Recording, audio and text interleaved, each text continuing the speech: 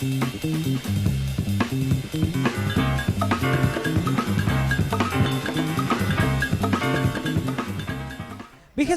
Feria del Libro de Ovalle. Aquí estamos en la Plaza de Armas, el principal paseo público de esta comuna, con esta muestra literaria que ha dado pie a una serie de visitas muy importantes para la cultura local, gente de todo el país que ha venido a compartir un poco de su conocimiento y también de sus obras en la Testera Central. Nosotros desde acá estamos casi como informantes de cancha, por decirlo de alguna forma. Antes de que puedan ver a los protagonistas en la Testera Central, les tenemos aquí sus primeras impresiones, como en el caso de nuestra invitada, señora Amanda Céspedes. Muy buenas tardes. Hola, ¿qué tal? Buenas tardes. Buenas tardes, aquí estamos participando en este encuentro.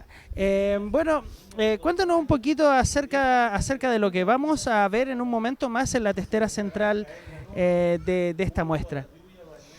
Bueno, lo que vamos a ver es más bien conversar, y es conversar sobre mis libros. Yo soy psiquiatra infantil y los psiquiatras infantiles podemos dedicarnos a dos grandes áreas. El área más común es el área del tratamiento de los problemas emocionales de los niños, y un área menos frecuente es el área de la prevención de los problemas emocionales de los niños, vale decir, trabajar para que no se produzcan, cómo evitarlos. Y esa es mi tarea. Mi tarea es escribir para los padres, para los profesores, enseñándoles a cómo prevenir que los niños tengan problemas emocionales que a veces pueden tener un costo muy alto para su vida. Perfecto. Contémonos un poquito a los amigos que nos están viendo en la casa, las publicaciones que tienen su rúbrica. ¿Cuáles serían? Más o menos de qué versan, sí. Un poquito. Bueno, nosotros partimos escribiendo sobre cómo se abordan las pataletas, los berrinches de los niños pequeños. Y esto surgió a raíz de un programa de televisión en el cual le enseñamos a la mamá a evitar que el niño, con un niño pequeño, 4 años, tuviese muchas pataletas durante el día. Y eso dio origen entonces a este primer libro, que fue un libro muy exitoso, sí, porque le dio la respuesta a muchos padres jóvenes que tenían niños pequeños que pensaban que esto de las pataletas era algo irreversible. Luego, en este libro, nosotros planteábamos que era muy importante que los padres tuviesen habilidad en educar las emociones de los niños. Y entonces surge el segundo libro, que se llama Educar las emociones, educar para la vida. Finalmente nos dimos cuenta que uno de los grandes temas presentes en la vida cotidiana que genera problemas emocionales en los niños es la presencia del estrés. El estrés presente en la casa, el estrés presente en la escuela y en otros lugares. Y eso fue de origen entonces a nuestro tercer libro, El estrés en niños y adolescentes. Este último libro, ¿hace cuánto más o menos es? El estrés es del 2010, tiene un año, sí. Perfecto. En general, se tiene una visión de usted como una de las personas dentro de la psiquiatría infantil, juvenil, aquí en Chile, muy exitosa, y sobre todo, bueno, ¿cómo es la génesis? Nos hablaba de un programa de televisión, de diagnóstico. ¿Es esa la génesis de todo este tema en su carrera? En cierto sentido es el que nos da el impulso, ¿no? Pero yo, si tuviera que buscar un eje alrededor del cual se organiza mis libros, tiene que ver con que a mí me interesa mucho hacer una educación de los padres y de los profesores desde las ciencias del cerebro. En el fondo, allí está el eje de lo que a mí me interesa. Yo trabajo en el área de las neurociencias, las neurociencias aplicadas, que es tomar todo el conocimiento actual sobre el cerebro y llevarlo al terreno de la vida. Y la verdad es que me he dado cuenta que este conocimiento es un conocimiento tremendamente operativo, sirve mucho para la vida, para todos los días. Y es muy fácil de llevarlo a un lenguaje más cercano a las personas. No tienen que andar, como dicen por ahí, con la java de peras y manzanas. No, es simple. Es simple, es muy simple y es muy redondito, es muy bonito el tema. Muy práctico. Y ese es el eje. Entonces, por ejemplo, en el libro de estrés, yo enseño mucho ahí la fisiología del estrés, qué le pasa al organismo, qué relación hay entre el estrés y las enfermedades, qué relación hay entre el estrés y la depresión. Y todo eso lo hacemos desde el conocimiento del cerebro. interesante, súper interesante. Es un tema para extenderse un montón y bueno, me imagino que en los libros se puede ver así de manera bastante pormenorizada. Bueno, finalmente, antes de entrar de lleno a la transmisión de su presentación, yo sé que ha visto muy poquito aquí de la región de Coquimbo, en específico de Ovalle, pero ¿qué le pareció hasta ahora, no sé, la recepción, por último, de los organizadores, de la gente que ha podido compartir con usted, medios de prensa, en fin? Bueno, yo viajo mucho a lo largo de Chile por mi profesión y una de las cosas lindas de la provincia es encontrar todavía gente amable, ¿no? Gente cariñosa. Este otro ritmo, que no es el ritmo loco de Santiago, es un ritmo más pausado. Lo poco que he visto de Ovalle ha sido muy poquito, así es que he visto acá la plaza, que es muy hermosa. Ahora, una de las cosas que más me ha impactado es que esta organización de este evento recae en manos tan jóvenes. Usted mismo, ¿no? Yo creo que realmente estoy maravillada. O sea, la confianza del municipio, de la alcaldesa, de darle trabajo y darle creatividad y darle iniciativa a personas menores de 35 años, que son en definitiva los que tienen la palabra en este país, yo encuentro maravilloso. Eso es lo que más me ha gustado. Me siento muy contenta. Oye, y nos halaga con esa lindo, impresión. Sí. Me imagino que después cuando el resto del equipo vea esta entrevista también van a sentirse muy halagados. Maravilloso. Un verdadero gustazo tenerla acá en esta digamos, este punto de prensa de la 24ª Feria del Libro. Bueno, encantada y ahí estaremos entonces presentes. No se pierdan en un momentito más la presentación de la invitada aquí con nosotros, Amanda Céspedes, neuropsiquiatra infantil, juvenil, hablando de sus libros, hablando de todo lo que estuvimos tratando de dilucidar de manera muy simple acá. Seguimos en esta emisión especial. Buenas noches. Quisiera decir primero que nada, bueno, mi nombre es María Jesús, soy psicóloga y es un gusto estar hoy día con Amanda, realmente un honor. Así que de partida quiero dar las gracias a la Municipalidad de Ovalle por hacer las gestiones necesarias para que Amanda hoy día esté acá con nosotros. Para abrir este panel, me gustaría comentar algo que es bien típico en este mundo, moderno me refiero, en relación al sistema bajo el cual los padres tienen que educar. Bueno, el modelo moderno es súper exitista, hay que trabajar, hay que tener la plata para pagar todas las cosas. Muchas mamás, muchos papás trabajan en supermercados, tiendas, horarios súper demandantes, llegan a las 8 o 9 de la noche. Entonces, bajo este modelo, ¿qué le podrías transmitir tú a los papás que están criando y también a los papás o a las parejas que piensan en ser papás con esta demanda horaria que al final deja tan poco tiempo para hacer familia? Sí, cómo no. Bueno, buenas noches a Ovalle. Yo, en primer lugar, dar las gracias por la invitación de esta Feria del Libro. Es primera vez que vengo a Ovalle. No he tenido el minuto para conocerlo. Ya mañana espero caminar un poquito. Y muy honrada de haber sido invitada. Siempre ha sido difícil criar, sin duda alguna. Es una tarea muy linda, pero al mismo tiempo compleja. Pero nunca es más compleja que en los tiempos de cambio, en los tiempos de transición. Y nosotros estamos en este momento viviendo una etapa de cambio social tremenda, muy profunda, que se inició, yo diría, aproximadamente hará unos 30 años, más 20, 30 años atrás, en que la sociedad pasa a caminar en forma muy rápida a una sociedad altamente tecnologizada y a una sociedad centrada en lo que es lo material. Yo diría que esas serían las dos características, ¿no? Una sociedad tecnologizada y una sociedad centrada en lo material. Tenemos mucho, yo digo, bendito Valle que todavía no tiene mall, ya llegará. Y cuando llegue el mall, ahí van a ver ustedes lo que es.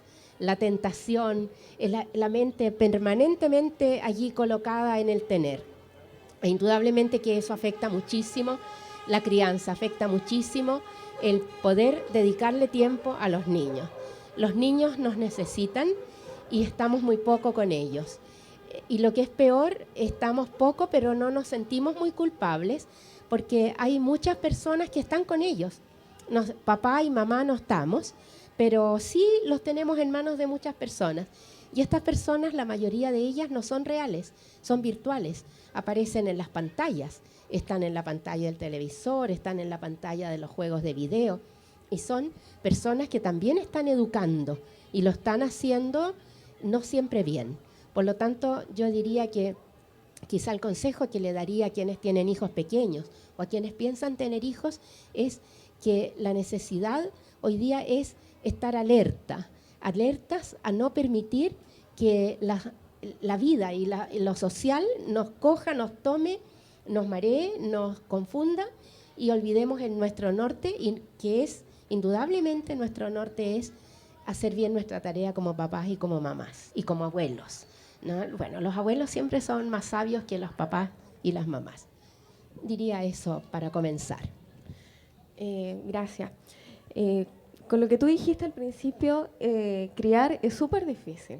Los niños tampoco nacen con un manual debajo del brazo y se van formando distintos estilos de crianza según la crianza que hemos tenido. Así es. Lo que hemos aprendido a veces a los hermanos que le han tocado ser un poco más papás, de lo que hemos visto, etcétera. Y es frecuente, a mí me ha tocado mucho en el tema de la consulta, escuchar a papás de que tienen un estilo de crianza muy autoritario, muy estricto, a través del miedo, con el cual siente que controlan más a los hijos, que si le dan la mano le toman el brazo, dicen, que el niño si no se puede descarrilar, que la juventud aquí, que la juventud allá. Ese estilo de crianza y no concibe flexibilidad, o sea, como autoritarismo puro, por un lado, y por otro lado, también vemos padres que crean una relación simétrica con el hijo, con el adolescente o con el niño, es decir, como de igual a igual, donde el padre no hay una autoridad, no hay un respeto, es mi papá, sino que es más bien una relación de papá-amigo, digamos. Y lo hacen también con las justificaciones, esto de ser afectivo, de que mi hijo me tenga confianza, de no perderlo. Entonces, hay muchos también que no se atreven a poner reglas, a poner límites. Entre estos dos extremos de crianza, ¿hay uno mejor o peor que el otro? ¿Es posible educar poniendo límites y a la vez ser un padre afectivo? Bueno, compleja pregunta. Indudablemente que ni uno ni el otro son buenos. El primero, el estilo autoritario, que es muy frecuente en Chile. Nosotros tenemos la herencia de la educación española, que es una educación centrada en la autoridad, digamos, intransigente. No es un buen método porque, de alguna manera, la intimidación del niño no lo educa. Solamente lo comprime, lo contiene, lo hace tener temor, como has dicho tú. Y eso no es educación. La verdadera educación es mostrarle la vida al niño y que el niño pueda reflexionar en torno a la vida. Y a través del temor, a través de la descalificación, no se consigue. En este estilo hay una cantidad de mitos que son mitos peligrosos. Por ejemplo, si no lo aprieto ahora, ¿qué me espera cuando tenga 15? Se me va a desbandar. Y en realidad eso no se cumple. No es necesario apretar a un niño a los 5 para que no se vaya a desbandar a los 15. Eso es un error. Otro mito, que a mí, confieso, me disgusta mucho. No le permitas que haga eso porque te está manipulando. Tenlo cortito. La verdad es que la manipulación en los niños no existe. Cuando un niño pareciera que está manipulando, lo que está tratando es de hacerle ver al papá o a la mamá algo que es legítimo. Yo digo siempre que la manipulación es como la huelga, ¿no? Primero se hizo negociación, mesa de diálogo, se fue a hablar con los jefes y cuando no se consiguió nada, ahí se fue a la huelga. Los niños también. Primero intentan muchas estrategias para que papá, mamá le presten atención y cuando no lo consiguen, entonces van a ir a la manipulación y eso es en realidad absolutamente legítimo. Por lo tanto, la crianza autoritaria, rígida, intransigente no es buena y la otra tampoco.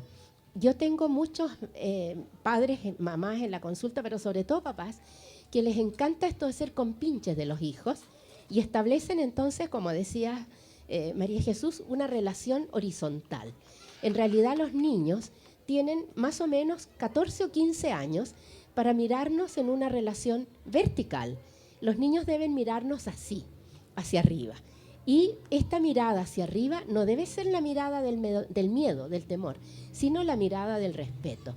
Y eso se logra a través de implantar ciertas normas y ciertos límites sin necesidad de ser ni intransigente, ni duro, ¿no? Pero el niño necesita criarse y crecer en el respeto. Ese papá que es compinche, que habla con el niño a garabatos. Me ha pasado muchas veces que el papá le dice, ya, pues cállate, bon, ¿no? Típico. Y el niño le dice, cállate tú, pues, bon, pelado, feo, viejo, guatón. Y el papá se lo celebra. Yo diría que eso es peligrosísimo. Ese niño sí que se le va a subir a la cabeza y se le va a tomar el codo cuando tenga 15 años. Entonces, ni lo uno ni lo otro. Un equilibrio centrado en el respeto. Y el respeto se logra a través de conducir al niño a pensar, a reflexionar. El gran valor de la educación emocional, y ese fue nuestro libro verde, ¿no? De educar las emociones, educar para la vida, es... aquí lo tenemos, es educar para la reflexión. Yo diría en un ratito más me gustaría referirme a eso y al tema del castigo, ¿no? Vamos adelante. Muchas gracias. En relación al segundo libro, Educar la emoción, educar para la vida, tú citas algo muy importante del apego. O sea, más bien yo te quiero citar a ti porque tú lo dijiste de ti misma. Bueno, que dice que el apego es el guión relacional que dará la base para las vinculaciones futuras. O sea, acá podemos decir que según el apego que nazca entre la madre y el hijo, el apego hay que recordar que es relacional, ¿no es cierto? No depende de la madre, no depende del hijo, sino de la relación que tengan, va a determinar cómo yo me voy a vincular con los otros. Y además, si uno sigue leyendo, dice que también este apego va a dar la confianza en el niño de que puedo ser amado y de que puedo amar. O sea, qué importante, ¿no es cierto? Entonces, en relación a la importancia de formar un apego sano, porque también puede haber un apego ambivalente, ansioso, inseguro. Para formar un apego sano, ¿qué es importante hacer? A ver, vamos a definir apego primero. Apego es vínculo, pero no es cualquier vínculo, es el vínculo primario. Es el primer vínculo que establece un ser humano con otro ser humano. Y todo ser humano nace. Y cuando nacemos, nacemos en condiciones de tal vulnerabilidad, nacemos tan inermes. Inermes significa sin armas. No somos tremendamente inmaduros que necesitamos al otro. Pero en esta necesidad del otro se instala un elemento, un ingrediente. Lo necesitamos amorosamente. Entonces el apego es el vínculo primario con la primera persona con la que nos vamos a relacionar y es un vínculo establecido desde el amor. ¿Qué proporciona esto? ¿Qué es necesario? Diría lo fundamental y que todas las mujeres lo tenemos y los varones también. Y el hombre del siglo XXI es un hombre que tiene que saber a ciencia cierta que posee este don. Esto se llama sensibilidad. Las mujeres tenemos la sensibilidad hacia el niño. Mientras más pequeño, mientras más desvalido es el niño, más se despierta en nosotros esta sensibilidad. Y los hombres también lo tienen, los papás también lo tienen. Hoy día los papás asisten a los partos, están dispuestos a levantarse en la noche, a atender al bebé que llora, saben preparar una mamadera, saben cambiar pañales. Ese es el verdadero hombre, ¿no? El hombre del siglo XXI. Esa sensibilidad es fundamental. Cuando uno se relaciona con el niño en este vínculo primario, los primeros 5 meses, que son 3 meses antes de nacer y 2 meses después de nacer. Ese es el periodo del apego. El último trimestre del embarazo y los primeros 2 meses de la vida, cuando uno se relaciona con ese bebé desde la sensibilidad a sus necesidades más sutiles, más invisibles, pero más potentes, uno está creando un apego sano. Y desde ese apego, ese niño va a aprender a confiar, va a aprender a creer en la bondad del ser humano, va a aprender que puede ser amado. Y desde el aprendizaje de ser amado, nosotros podemos amar. Nadie ama si no es amado, ¿no? Y creo que la vida cotidiana nos está mostrando esto permanentemente en las tragedias de la página roja, ¿no? De la crónica roja de los periódicos, los femicidios, los asesinatos, los suicidios, tienen que ver precisamente con la falta de amor, ¿no? Detrás de todo suicida, detrás de todo femicida, hay falta de amor. ¿Por qué un hombre puede matar a una mujer? Porque ese hombre no recibió suficiente amor cuando era pequeño y por lo tanto se aferra a esta mujer y cree que es la única persona en el mundo que lo amó y que lo va a seguir amando. Y si se siente que lo traicionó, que ya no lo quiere, lo puede matar. Entonces, yo diría que lo fundamental, lo esencial para que una persona sea sana es haber tenido un apego exitoso cuando era pequeño. Y no cuesta nada porque tanto mujeres como hombres tenemos la sensibilidad para hacerlo, solo que tenemos que estar bien, ¿no? Una mujer va a poder hacer buen apego con su hijo, con su bebé recién nacido, en la medida que reciba apoyo, cariño y asistencia de parte de los demás que viven con ella, partiendo por su pareja, por supuesto. Qué importante entender que el apego también se construye no solamente con la madre, que es como lo que algunas personas creen, sino también con el padre. Sí, fundamental. La tríada. Exactamente. Y para Así que ese es. niño se sienta seguro, se sienta amado, que el niño tiene la capacidad de percibirse amado, contenido, que a veces que algo también ignoramos, también no basta con que esté solo una mamá, porque una mamá muchas veces con las necesidades de un recién nacido no da No se abasto. la puede. Así es. Entonces, Y si son 2 o 3, menos. Sobre todo, ¿sí? Si tiene mellizos, trillizos, menos probable. o otro hijo que también otro lo hijo necesita. también, claro. Ajá. Muy bien. En relación a lo que tú dijiste, que es súper importante que un bebé sea amado y que determina también su forma de relacionarse, desde el punto de vista, desde simplemente como poder amar a otros, a cómo poder llegar a algo tan grave como una psicopatología. Claro. Y eso está íntimamente relacionado con la primera infancia, con los primeros meses, incluso está relacionado con sus vivencias in útero, de que estaba la guatita, digamos. A diferencia de los bebés o de los niños, los seres humanos tenemos la capacidad de pasar por tiempos largos, digamos, sin que nadie nos quiera, sin que nadie nos atienda, sin que nadie nos preste atención, ¿no es cierto? Y podemos sobrellevar eso, ¿no es cierto? Y seguir mentalmente sanos, emocionalmente estables, sin mayores daños. Pero ¿qué ocurre con un niño que está deprivado constantemente de amor, de afecto, de atención? ¿Qué ocurriría con un niño así? A ver, los adultos podemos tener penas de amor, podemos tener soledad, podemos pasar, como dices tú, por periodos en los cuales a lo mejor nadie nos quiere y nosotros sublimamos esta carencia. La podemos sublimar a través de, por ejemplo, dedicarnos a la jardinería o a escribir poemas o a escuchar música, lo que Freud llamó la sublimación. Y eso en la medida que hayamos tenido un apego bueno y hayamos tenido buenos vínculos. Si hemos tenido mucho amor, el amor nos puede faltar y no nos va a pasar nada grave. Pero cuando un niño está creciendo, no puede no tener amor, porque ese niño está recién creciendo y construyendo su certeza del amor. Por lo tanto, si nosotros privamos al niño de esa certeza del amor, eso le va a hacer mucho daño. Entonces hay una diferencia. Nosotros somos más invulnerables a las penas. Aunque tengamos penas profundas, pero tenemos una cierta invulnerabilidad del corazón. Un niño no. Frente a las penas, sobre todo a las penas de las carencias afectivas, ese niño va a crecer con una inseguridad, con un miedo, con un terror tremendo. Y obviamente eso se va a traducir en lo que se llama psicopatología. Depresión, trastornos de ansiedad, crisis de pánico, trastornos de la personalidad, etcétera, etcétera.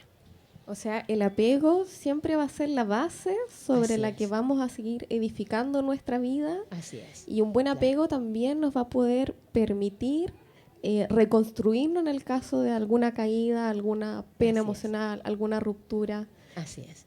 Desde el apego nosotros reeditamos el apego en todos los vínculos posteriores que vamos a ir desarrollando en la medida que se desarrolla nuestra vida. Y hay momentos en la vida en que vamos a reeditar el apego tal cual se dio con la mamá, que es cuando nos enamoramos, ¿no? Cuando nos enamoramos y perdemos la cabeza por alguien, ese es el momento en que nosotros estamos reeditando este primer amor, esta historia de amor tan linda que debe darse siempre entre un recién nacido y su mamá. Perfecto. Y continuando con la emocionalidad, para adentrarnos a hablar de la armonía emocional en los niños, que también está ligado sobre una buena base de un apego sano, ¿no es cierto? ¿Cómo podrías definir tú la armonía emocional en un niño? ¿Por qué es importante que un niño posea esta herramienta? Claro.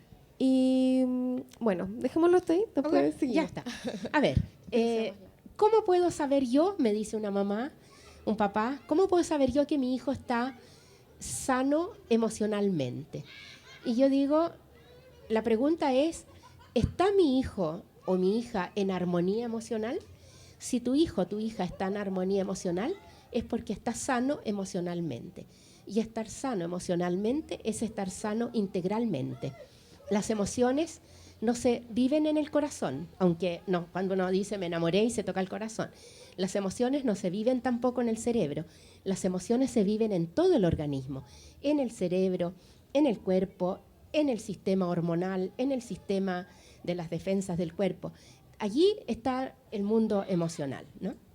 Por lo tanto, estar en armonía emocional es decir, estar en armonía integral. Pero ¿cómo puedo yo saber que un niño está en armonía emocional? Para ello tiene que cumplir 3 condiciones. Si tu hijo, tu hija cumple estas 3 condiciones, uno puede decir, estoy haciendo bien mi tarea, lo estoy acompañando afectivamente, emocionalmente, para que esté en armonía emocional. Y la armonía emocional es responsabilidad de todos, no solamente papá y mamá, es responsabilidad de los demás que viven en la casa, es responsabilidad de los profesores. Los profesores son gestores de la armonía emocional de un niño. ¿Cuáles son los 3 elementos? Así vamos a hacer un test, ¿ya? Cada uno así se lo va a contestar rápidamente. El primero es tener alegría de vivir, que no es alegría del tener. Comenzamos esta entrevista hablando del que estamos en la sociedad del consumo, en la sociedad del tener. Un niño podría decir, ay, yo sería tan feliz si me compraran un Nintendo Wii. Yo sería tan feliz si me cambiaran el celular por un celular con muchas aplicaciones. Pero eso no es ser feliz, ¿no? La alegría de vivir es la felicidad de lo simple. El niño que es capaz de jugar con cualquier cosa, con un pedacito, un envase de yogur vacío, lo transforma en una pelota y hace un partido de fútbol. El niño que está contento de vivir. Y los adultos también, ¿no? Amanece en Ovalle, hace sol y uno se siente feliz porque hay sol, o llueve y uno se siente feliz porque la lluvia es hermosa, en fin, la alegría de lo simple. Y la alegría de lo simple es la alegría de disfrutar la naturaleza y de disfrutar a los que nos rodean, a los que nos quieren. Primer elemento, alegría de vivir lo simple. Segundo elemento, la curiosidad por aprender. Un niño que está en armonía emocional es un niño que quiere saber, tiene curiosidad por aprender. Que, atención, no es sinónimo de que le guste la escuela, ¿no? No es sinónimo, porque a la mayoría de los niños no les gusta la escuela y tienen cierta razón, porque la escuela es aburrida, algunas veces. Tiene que tener curiosidad por saber, es el preguntón. ¿Por qué mamá? ¿Y por qué esto? ¿Y por qué pasa lo otro? ¿Y qué pasa si yo hago esto? Ese niño que tiene curiosidad es un niño sano. Pero el tercer elemento quizás es el que nos da más pistas de respecto a estar en armonía emocional, y que es tener un estado de serenidad interior. No estar ansioso, no estar como esperando lo malo, no estar esperando una amenaza que va a llegar de repente a nuestra vida, sino que sentirse en paz. Bueno, hay una oración que a mí me encanta, que creo que resume esta sensación de serenidad interior, que es la que dice: nada te turbe, nada te espante, ¿no? Que Dios está contigo en cierto sentido, no te va a pasar nada. Los niños tienen sanos, en armonía emocional, crecen con esa sensación de serenidad, de certeza. Me quieren, me aman, me protegen, me cuidan. Entonces es un niño sereno, es un niño relajado. No es el niño que está receloso, temeroso de todo. Por lo tanto, si es gozador de la vida, de lo simple, es un niño curioso por aprender, por saber, y es un niño que transmite una cierta serenidad, puedes considerar que tu tarea está bien hecha. Es un niño en armonía emocional. Y eso es una pregunta para ustedes también. Uno también debiera preguntarse lo mismo, ¿verdad? ¿Me siento igual? Que la resiliencia, para definirlo así rápidamente, es la capacidad para salir o para enfrentar exitosamente las situaciones adversas. Difíciles, claro. Que a pesar del contexto, Claro. el niño o la persona resiliente logra salir asertivamente de ese conflicto o contexto vulnerable. Así es. ¿Cómo se relaciona esta armonía emocional con la resiliencia? Claro.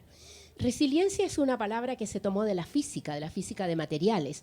Los materiales resilientes son aquellos que resisten grandes cambios, por ejemplo, de presión, de temperatura. Por ejemplo, la tela con la que se hace la ropa de los astronautas, o la tela de las carpas de alta montaña, o de los que van a bajar al fondo del mar.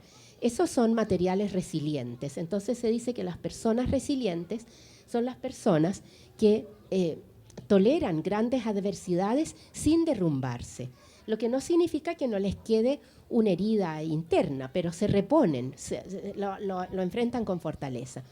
Son más de 15 los factores que intervienen para darle resiliencia a un niño. Hay niños que van a soportar adversidades, intervenciones quirúrgicas, accidentes, pérdidas, y se van a reponer, y otros niños se van a derrumbar. Dentro de la resiliencia hay dos factores que son fundamentales. Un niño va a tolerar mejor una adversidad en la medida que esté en armonía emocional. Vale decir que sea un niño sereno, que sea un niño reflexivo, que sea un niño que disfrute la vida.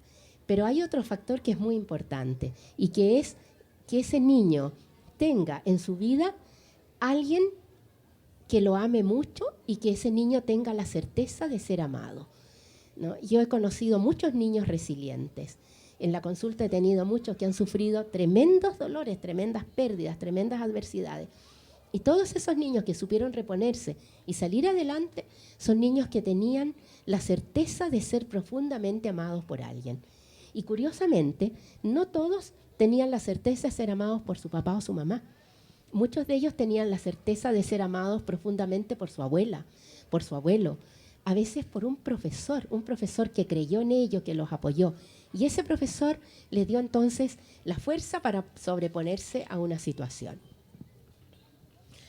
Bueno, una vez más nos damos cuenta también cómo está implicado ahí el apego, de cómo es importante sentirse amado para lograr una resiliencia fundamental. Y de ganarle al contexto. Claro, y el amor que nace del apego y de los vínculos posteriores. Exactamente. Uh-huh.